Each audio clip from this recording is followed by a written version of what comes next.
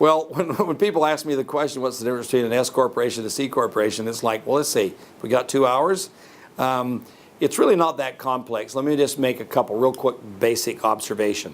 First of all, most people realize that when you fill out your 1040 income tax return, you have to list all of your income that you've made from your salaries. You've got your W-2s and all those other kind of things.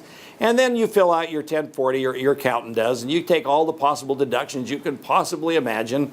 And when you've done all of that, there is a certain amount of money left over that we have to pay taxes on. And that's calculated because the IRS has a tax table literally for you personally, for your personal 1040. Whether you're married or whether you're single, you go to the appropriate chart, you see how much money you're declaring as your adjusted gross income and all, and now you find you pay your tax.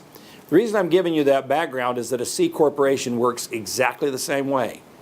It has its own income tax return where it lists all of its income, it lists all of its expenses, and after it's done all of that, the money that's left over, a C corporation has an actual tax table in the, that the IRS provides you to where you go and actually calculate how much your corporation has to pay in taxes, just like you do as an individual. That is not how an S corporation works. An S corporation is established as a corporation once it calculates all of its income and all of its expenses. Then that information is passed down to your personal income tax return, and you pay it on a basis. So in other words, even though you file an S corporation tax return, there's no line in there that says this is how much it earned, send the money in. What it does do is it sends down those profits or losses to the individual shareholders of the S corporation. Now that has some real distinct advantages. So without getting into a lot of complications, I can tell you that most people who are small business owners will benefit from having an S corporation structure, because the information passes down to their personal income tax return. It gives them some privileges that you can't do with a C corporation. For example, losses. If you have losses inside the corporation, C corporation can't pass that down to you because it has its own tax return, its own tax table. But in an S corporation, you can pass those losses down to yourself. And also capital gains. When you sell an S corporation, it pays its own capital gains if it's being sold at a profit. If you sell a S corporation for a profit, it shows up on your personal income tax return, and you can deal with it a little more effectively that way.